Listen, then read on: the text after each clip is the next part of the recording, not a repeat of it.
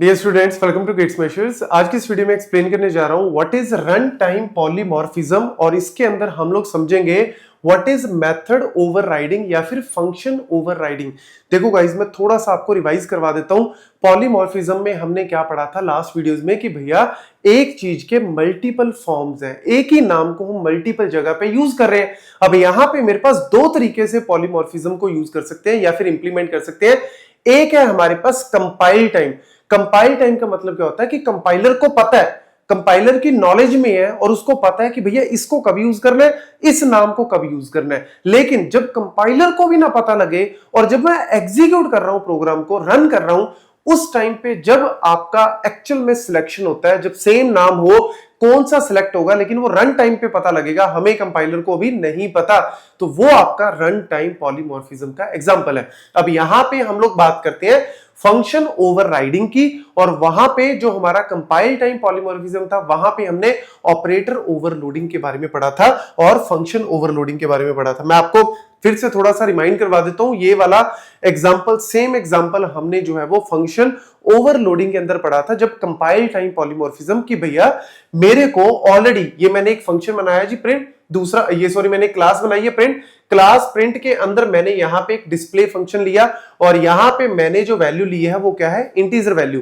मैंने एक और फंक्शन यहां पे बनाया, एक और यहां पे मेंबर फंक्शन बनाया इस क्लास का, उसका नाम भी सेम रखा, लेकिन यहां पे मैंने उसका डेटा टाइप चेंज कर दिया। अब मैं जब वैल्यू दूंगा इंटीजर तो मेरा ये वाला सिलेक्ट होगा, और जब मैं वैल्यू दूंगा आपकी डबल वाली तो मेरा ये वाला सिलेक्ट होगा। लेकिन ये चीज कंपाइलर को ऑलरेडी पता है, कंपाइलर ऑलरेडी इसके बारे में अवेयर है, वो पहले से ही जानता है कि भैया ठीक है मुझे ये सिलेक्ट करना है या ये सिलेक्ट करना है। कैसे पता लगा उसको? जो इसके डेटा टाइप है उनके अलग अलग होने की वजह से पता लगा, या फिर अगर मेरे पास पैरामीटर के नंबर्स अलग अलग हो, इसमें एक पैरामीटर है इसमें दो तीन हो, तब भी उसको पता लग जाएगा। ये चीज हम ऑलरेडी कर चुके हैं, लेकिन यहां पे हम लोग बात करने जा रहे हैं उसी चीज में overriding, function overriding. Function overriding हमेशा किसके अंदर आती है? रन टाइम में, जहां पे कंपाइलर नहीं बता सकता कि भैया सेम नाम है तो मैं इसको चूज करूं या इसको चूज करूं। भैया ये रन टाइम पे अपने आप जो है वो डिसाइड होगा। तो देखो, method overriding means defining a function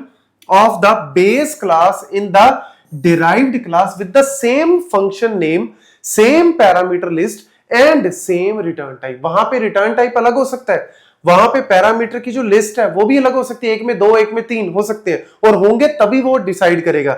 या फिर अगर मैं फंक्शन के नेम की बात करूं, हाँ वो सेम होना चाहिए, तो यहां भी फंक्शन का नेम सेम है, इवन पैरामीटर की लिस्ट भी सेम है, और साथ ही साथ रिटर्न टाइप भी आपका सेम होना चाहिए। लेकिन जब भी हम मेथड ओवरराइडिंग को इंप्लीमेंट करते हैं या फिर यूज करना चाहते हैं, ये हमेशा इनहेरिटेंस के थ्रू होता है। इनहेरिटेंस जो है वो और आपका ओवरराइडिंग दोनों आपस में बड़े रिलेटेड, आपस में इनकी रिश्तेदारी है, क्योंकि जब भी आप ओवरराइडिंग करोगे तो आपको इनहेरिटेंस के थ्रू ही करना पड़ेगा। इनहेरिटेंस में बेस क्लास हम ऑलरेडी इनहेरिटेंस कर चुके हैं कि जहां पे हमारे पास एक बेस क्लास होती है और एक मेरे पास जो है वो लेट्स सपोज डिराइव्ड क्लास है।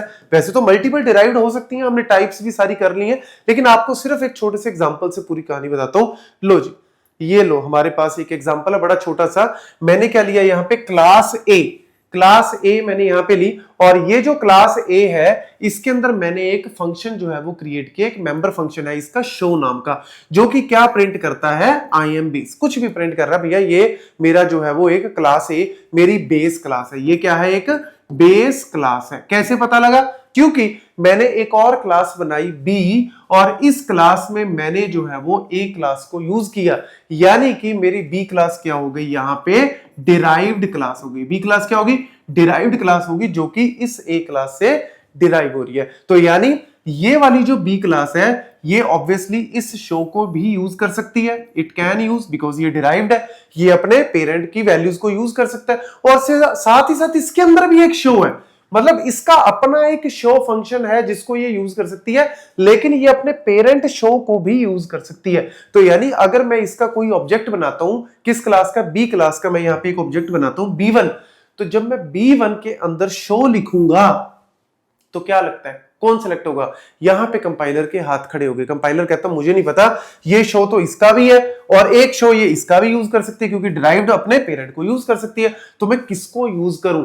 तो गाइज हमेशा याद रखना, जब भी इस टाइप का केस आता है, ये आपका जो है वो ओवरराइडिंग का एग्जांपल है। और यहां पे ये वाला जो शो है ना, ये वाला जो शो है, ये ओवरराइड कर देगा इस वाले शो को। ओवरराइड करने का मतलब क्या है? ये इसको डिसअलाउ कर देगा, ये बोलेगा तू नहीं चल सकता, मैं चलूंगा। तो यानी ओवरराइडिंग का मतलब ये होता है कि किसी की टर्न काट देना, किसी की टर्न काट के मैं अपनी टर्न चलाऊंगा, तो वो वाली बात है। तो यानी ये वाला रन करेगा और ये आई एम डिराइव्ड जो है वो आपका प्रिंट हो जाएगा। तो ये एक्चुअल में ओवरराइडिंग का एग्जांपल है।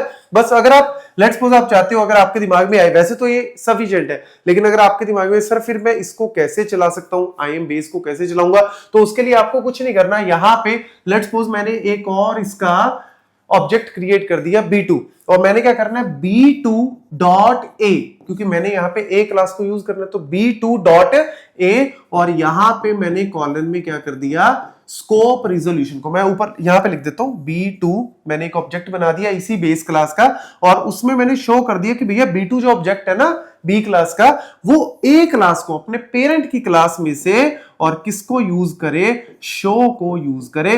तब जब आप इसको एग्जीक्यूट करोगे तब आपका आई एम बेस आएगा। अदरवाइज जब आप सिंपल चलाओगे तो ये वाला शो इसको ओवरराइड करके अपनी वैल्यू चलाएगा, अपनी धौंस जमाएगा। ये सिंपल सा कॉन्सेप्ट है आपका मेथड ओवरराइडिंग का। तो ये पॉइंट याद रखो, और आपको पता लग गया मेथड ओवरराइडिंग ये है। और अगर आपसे पूछ ले कि भैया मेथड ओवरलोडिंग कौन सी थी, तो ओवरलोडिंग का एग्जांपल आपके सामने है। बस मेन डिफरेंस इसके अंदर ये हो गया कि यहां पे फंक्शन के नेम तो सेम होती हैं, लेकिन साथ ही साथ यहां पे पैरामीटर की लिस्ट है वो भी सेम होती है, सेम आपके रिटर्न टाइप होते हैं। लेकिन ओवरलोडिंग में आपके पास अलग अलग भी हो सकते हैं, ये भी अलग अलग हो सकता है, बट नेम तो ऑब्वियसली सेम होगा। बट यहां पे हम लोग पेरेंट क्लास चाइल्ड क्लास का कॉन्सेप्ट यूज करते हैं, वहां पे सेम क्लास के अंदर ही आपका ओवरलोडिंग हो सकता है। ये सारे पॉइंट्स आप नोट कर लो।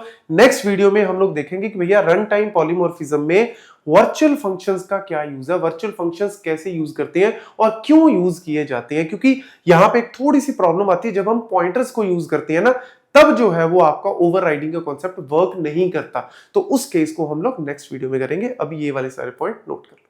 Thank you.